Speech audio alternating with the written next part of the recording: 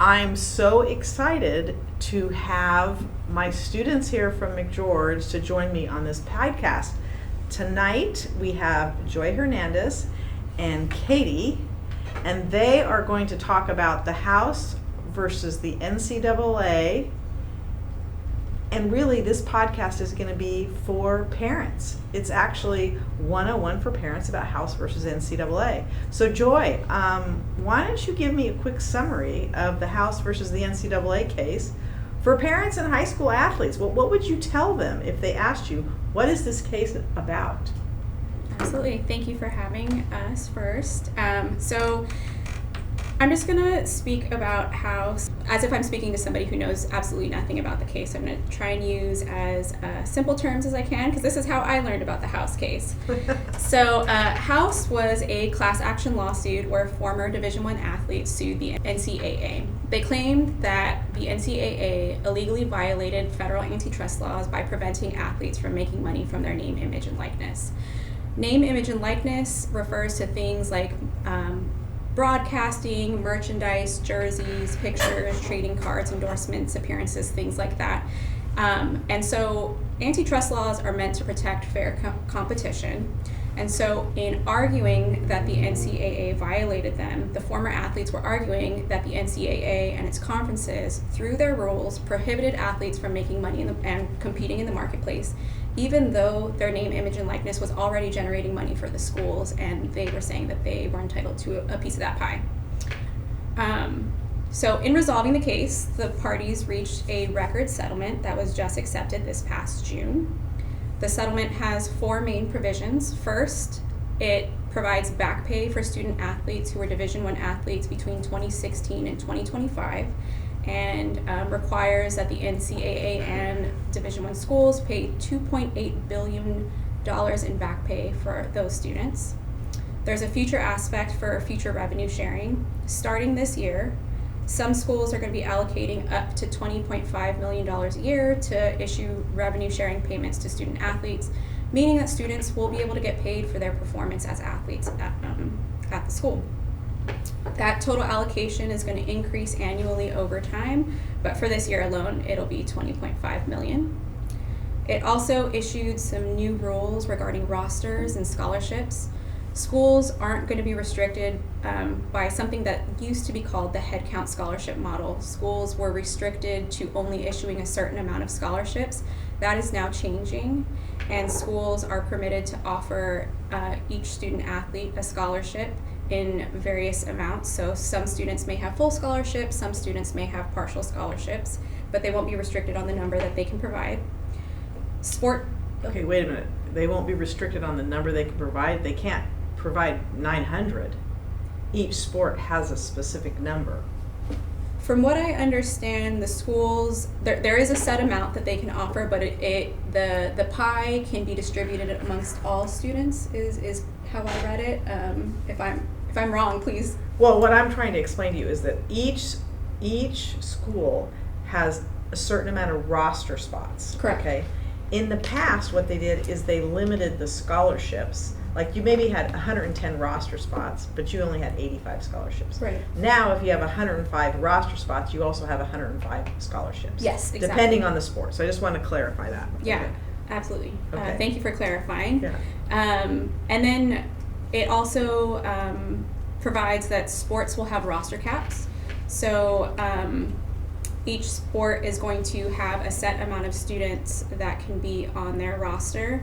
There was a kind of unique issue this year with the settlement agreement. Because it was going into effect in June, it meant that some students may have been offered spots on the roster, and by placing roster caps, it could have meant that students would have lost their spot. And so the judge in this case was particularly worried about that and made sure that those students were grandfathered in so that they wouldn't be losing their spots on the roster, losing their scholarship. So that is in place for students that will be playing this year. And as long as they have been designated as a DSA, which is a designated student athlete. Right. Correct? Yes. And it's athletes that were on the roster in 2024, Mm-hmm. okay, or were promised, like high school students who are promised to be on the roster for 2025. Those are the only students that they could designate as a DSA, and they have to designate them as a DSA. It doesn't mean every single student in that category got designated that. That's one of the things that's a little bit tricky in this case. Yeah, that's an interesting issue, so thank you for clarifying that. Yeah, okay. And it also created an enforcement mechanism, so there's going to be a new organization, which a few of my classmates are going to talk about later, the College Sports Commission, the CSC, that's going to be overseeing enforcement of these new rules. It's independent of the NCAA. They're going to be enforcing the revenue sharing system, and then they also will be charged with reviewing name, image, and likeness deals, and we'll talk a little bit about what that means in a bit, but they're just going to be making sure that these name, image, and likeness deals aren't really pay-for-play, shrouded as like a contract. Great. Very good explanation. Okay, so Katie, what impact do you think this case is going to have on incoming student athletes?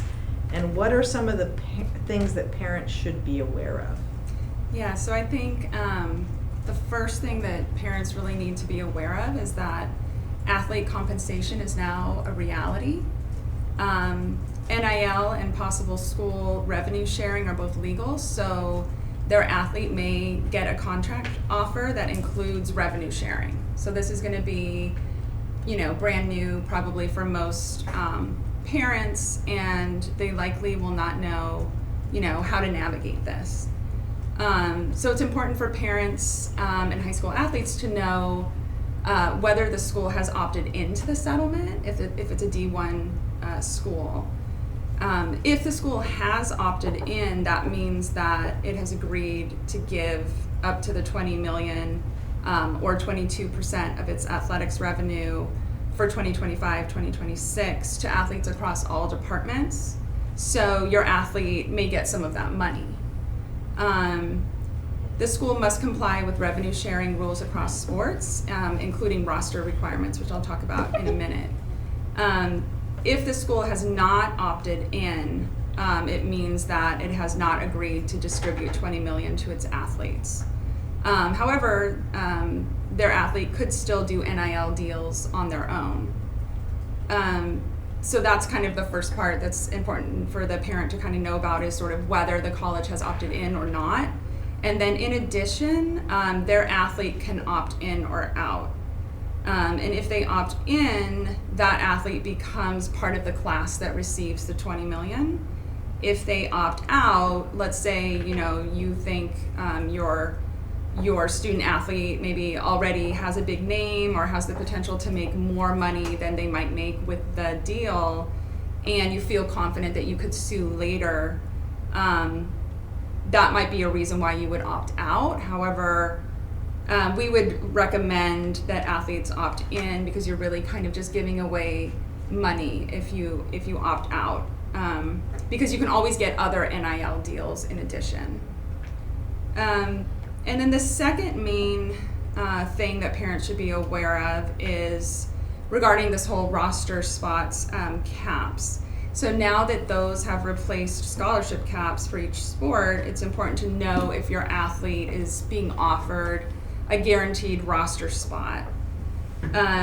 If they are, then that means they get 4 years of eligibility that won't count against their sports roster limit. And if they transfer, they won't count as a new roster spot. So that's important because they'll probably be more attractive to schools who opted in and who need to keep their roster limits and don't have space for additional athletes. Okay, I do want to clarify though, that is only for student athletes that have been identified as a designated student athlete. You don't get to designate yourself. Right. The school, in this case, they had to designate the student athletes that were DSAs by July 6th, 2025. But after this year, you're not grandfathered in. Just be clear. It's only students that were going to be impacted from this incoming freshman class, or people who were, or students who were previously on a roster. But if they didn't designate you, then for whatever reason, you aren't a DSA. Meaning you don't get to designate yourself. Right. Okay, so I just want to be clear on that so parents are clear. And $20 million, does that mean that they're going to hand your kid $20 million? What does it mean? No. No, it doesn't. There are other factors that influence, Yes. Whether you're going to get any of that 20 million. So that was kind of what we were going to go into next. Okay, I just wondered. Yeah. no. Okay, so are you ready for the third question? Yes. Okay, so this all sounds really fantastic for all these families. So what you're telling me is all student athletes are going to make a ton of money? So not exactly, Okay. unfortunately for parents, but so the funds, so part of the settlement kind of talked about that the schools will likely concentrate the revenue in football and men's basketball. So that's estimated to be about 75% of the revenue sharing will go towards those programs. 75% will go to football. Okay, That's football. the recommendation. And then 15% or 15 to 25, I think, for basketball. What, does anybody know the answer to 10 that? to 15% for men's basketball. What'd you say, Sabalta? 10 to 15% for the men's basketball team. Yes, okay, and then what's going to And women's? 5 to 10 for the women's basketball team. Yeah. And the remaining 5 for the other sports. So it will depend, and we do have other students in the class that are going to discuss this more in depth, but it will depend on the kind of revenue being generated by that school. Does a school have to give all 20 million? No. No. They can give up to 20 Right, million. there's just a max on it, at least in 2025 and 26. I think how it will play out in practice is that the amount that it will be allocated towards this will be commensurate to how much revenue the sports are making. And so if you're going to a school that may be D1 and doesn't have super lucrative sports, I don't know much about D1 colleges and where those schools are and if they exist, but it'll be a lot less than, I don't know, like a big Texas school that is probably going to max out at that 20.5. So like some good questions could be, how does your school plan to distribute the money? How much is this particular team getting out of the revenue share? The decision to allocate a majority of the money to football wasn't just some like random thought of we value football more than other sports, but recognizing that football is a significant revenue generator for the colleges and really matching that. I'd be curious to see whether that 75, 15 to 10, and so on breakdown really matches all schools. I would imagine it probably doesn't. It probably doesn't. I totally agree with you. I think in some years your sport might make more money than another depending on their success. I mean, this is true in basketball. This is true in football. If your team isn't winning, I bet your ticket sales are down, right? Right. And I think it's possible even if you're a D1 school and maybe you don't have, maybe football, just for whatever reason at that school isn't a high revenue generating sport. And so I think one of the things to talk with parents about is like, okay, well, what sport are we talking about? What sport is your kid in? And then kind of letting them know that these are kind of what we think is going to happen, but not necessarily. Like you really have to look at the school and the sports that are there. I mean, I do think it's possible that a school could give the money more equitably.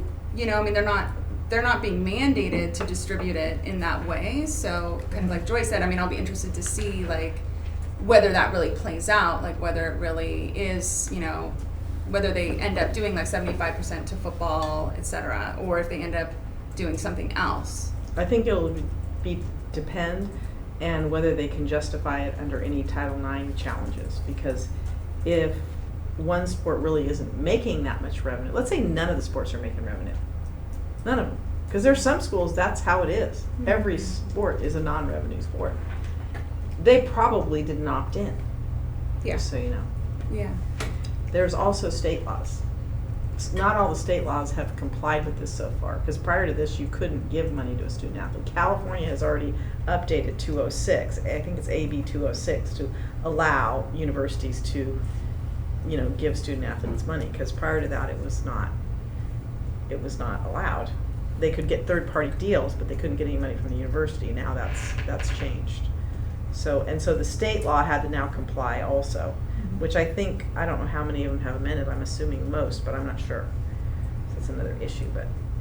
So is there anything else you want to share with my listeners on Born to be a Sports Agent? Yeah, I think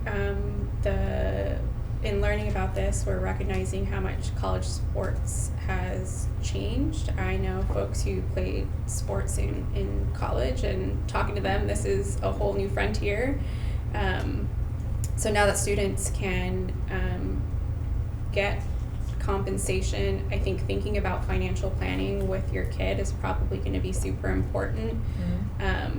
I think a common story from professional athletes is as soon as they get those checks rolling, they didn't know how to manage the money. And nobody taught us how to navigate taxes as an 18, 19, 20, 21-year-old.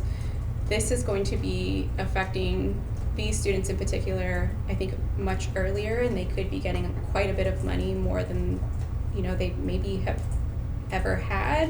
I think that's going to be a few athletes, not all athletes, but some.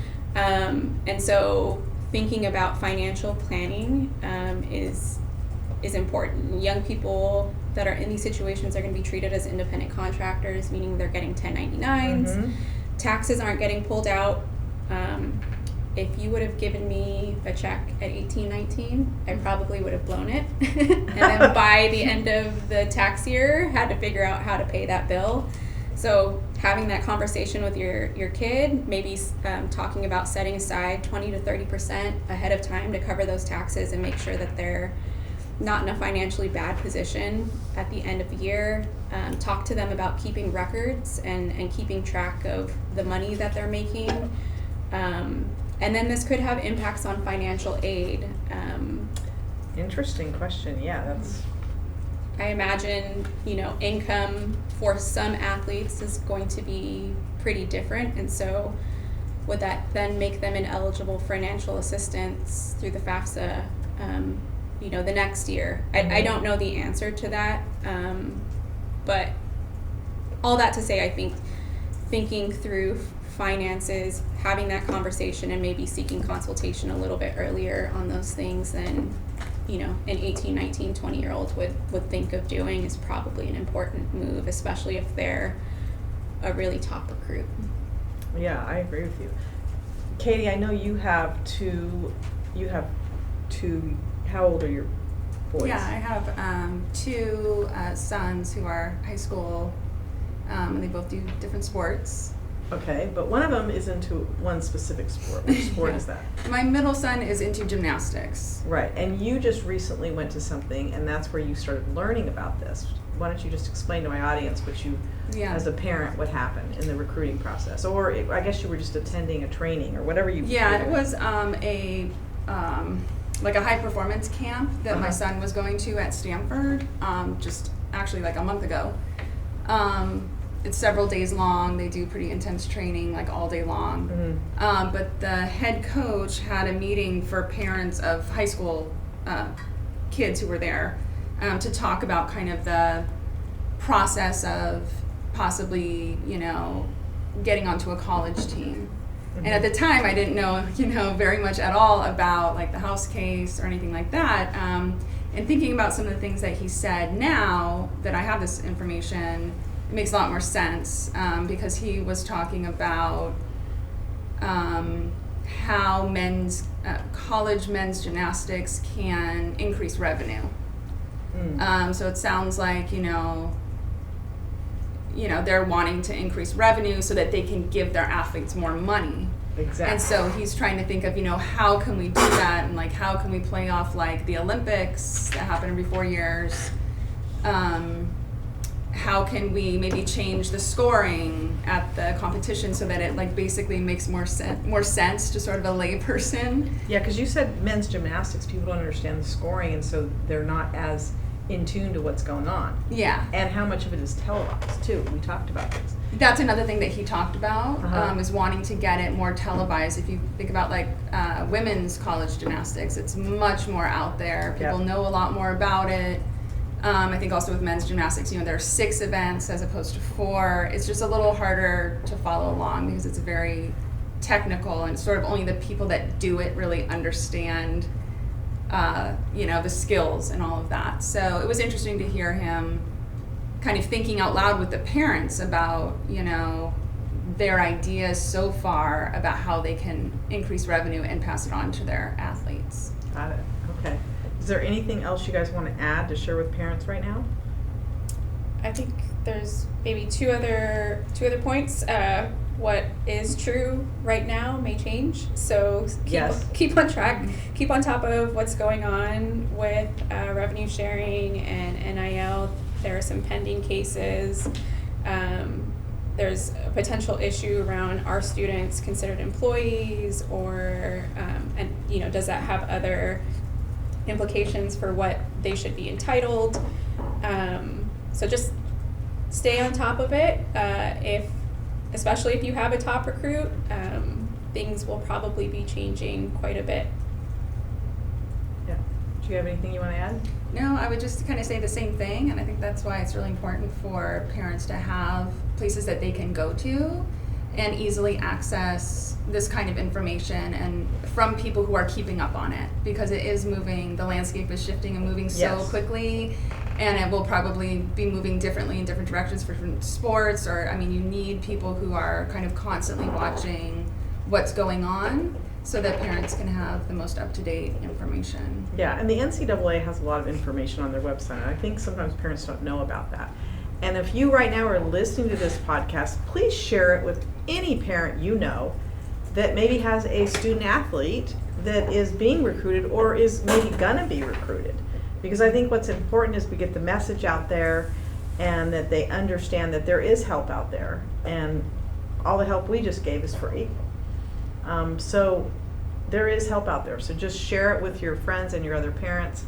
And I thank you guys so much for being on my podcast, Born to be a Sports Agent. Please subscribe and listen, and email if you have any questions for Jill. My email is jillbaxter@me.com. Thanks for listening.